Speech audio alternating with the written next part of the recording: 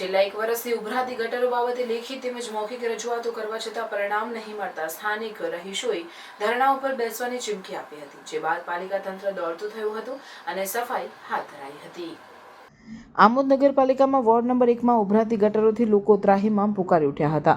આમોદ પાલિકાના સત્તાધીશોને વારંવાર રજૂઆતો છતાં પરિણામ નહીં મળતા સ્થાનિક રહીશોએ પાલિકા કચેરી બહાર ધરણા કરવાની લેખિત રજૂઆત તંત્રને કરી હતી। ત્યારે પાલિકાના શાસકોને જાણે બ્રહ્મજ્ઞાન થતાં રાતોરાત ગટરની સફાઈ કરી પોતાની ફરજ નિભાવવી પડી હતી।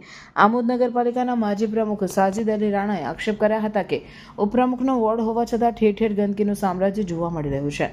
રાજ્ય સરકાર દ્વારા સ્વચ્છ ભારત મિશન અભિયાન અંતર્ગત કરોડો રૂપિયાની ગ્રાન્ટ ફાળવવામાં આવે છે, છતાં પણ આમોદ નગરપાલિકામાં ગંદકીનું સામ્રાજ્ય જોવા મળી રહ્યું છે। આમોદ નગરપાલિકા પમ્પિંગ સ્ટેશનની મોટર વારંવાર બગડી જતા ગટરો ઉભરાવાની સમસ્યા ઊભી થાય છે। ત્યારે આજે નગરપાલિકાના કર્મચારી દ્વારા પમ્પિંગ સ્ટેશન ઉપર તાળું મારી દઈ મોટર ચાલુ મૂકી જતો રહ્યો હતો અને કોઈ કર્મચારી પમ્પિંગ સ્ટેશન પર હાજર ન હતો। જો મોટર બગડી જાય તો જવાબદાર કોણ, તે પ્રકારના આક્ષેપો પણ માજી નગરપાલિકા પ્રમુખ સાજિદ રાણાએ કર્યા હતા।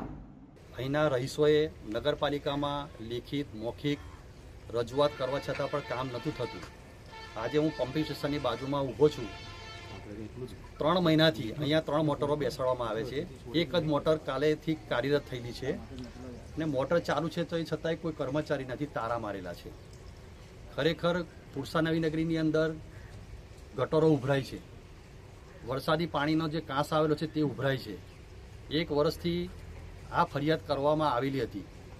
8 દિવસ પહેલાં ત્યાંના રહીશોએ લેખિતમાં રજૂઆત કરીને બુધવારનો દિવસ એટલે આજના દિવસે બપોરે 2 વાગે ધરણા પ્રદર્શન કરવાનો પ્રોગ્રામ રાખેલો હતો।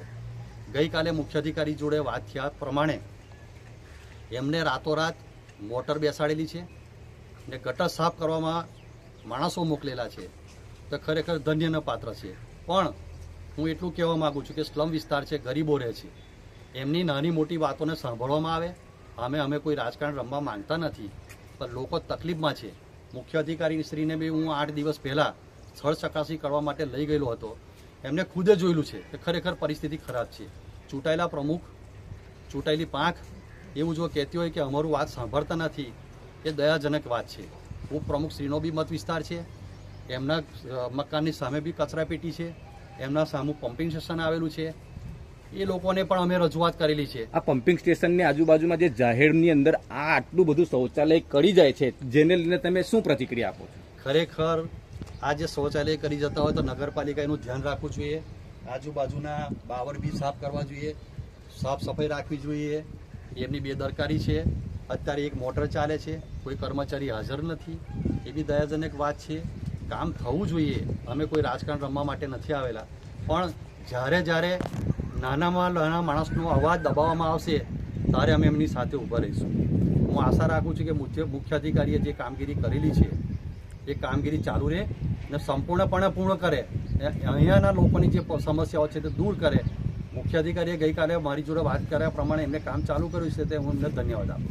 આગળ નગરપાલિકાના સદસ્યએ આપણે ચીમકી આપેલી, ત્યારબાદ તેમનું કામ કરવામાં આવ્યું, ત્યારબાદ આજે ફરીથી નગરજનોએ ચીમકી આપેલી છે કે ધરણા પ્રદર્શનની, બરાબર છે? ત્યાર પછી નગરપાલિકા કામ કરે છે, જે વિશે તમે શું કહેશો? નગરપાલિકાએ કોઈ પણ નાગરિકને કોઈ પણ સમસ્યા હોય, વિસ્તારનો સમસ્યા હોય, ધરણા પ્રદર્શન પર ક્યારે ઉતરે કે જ્યારે માનવામાં વાત ના આવે તો ધરણા પ્રદર્શન પર ઉતરવામાં આવે। આપણી પાસે નગરપાલિકાને ભારતીય જનતા પાર્ટીને મેન્ડેટ ખુલ્લો આપેલો છે। ધારાસભ્યશ્રી બી બીજેપીના છે અને સરકાર પણ બીજેપીની છે। કોઈ તકલીફ પડતી હોય તો ધારાસભ્યશ્રીને રજૂઆત કરે, જેના કારણે કંઈ સાધનની કમી હોય અથવા તો કંઈ કામ હોય તો કરી શકે। પણ અહીંયા હું વારંવાર જ્યારે પણ મારું મીડિયામાં સ્ટેટમેન્ટ લેવામાં આવે ત્યારે હું એવું કહેવા માગું કે અનઆવડત, ત્યારે એમને ખોટું લાગે છે। તમારી અનઆવડત છે। અહીંયા 3 મોટર જોઈએ, તેના બદલે એક કાર્યરત છે, તે બી 2 મહિના પછી। જો આ કામ તમે 1 મહિના પહેલાં કરેલું હોત તો આ પબ્લિકને ધરણા પર ઉતરવાની ચીમકી ના આપવી પડત। તમારો વહીવટી પ્રક્રિયાની અંદર ખામી છે તે સુધારો, ગામને સુખા કાર્યની અંદર તમે ફેરવો, એવી અમે અપેક્ષા રાખીએ। કેન્દ્ર સરકાર અને રાજ્ય સરકાર દ્વારા સાફ સફાઈ અંગે લાખો કરોડો રૂપિયાની ગ્રાન્ટ આપવામાં આવે છે, તે છતાં પણ આમોદ નગરની અંદર ગંદકીનું સામ્રાજ્ય છે, તેને લઈને તમે 2 શબ્દ કહેશો? ખરેખર સરકારશ્રી આની પાછળ જો ખર્ચ કરતી હોય તો તમામ વિસ્તારોની અંદર જવું જોઈએ, મુખ્ય અધિકારીએ પણ જવું જોઈએ, પ્રમુખે પણ જવું જોઈએ, કામ થતું હોય ત્યાં પણ જવું જોઈએ, પણ અહીંયા તો કોઈ આવતું જ નથી.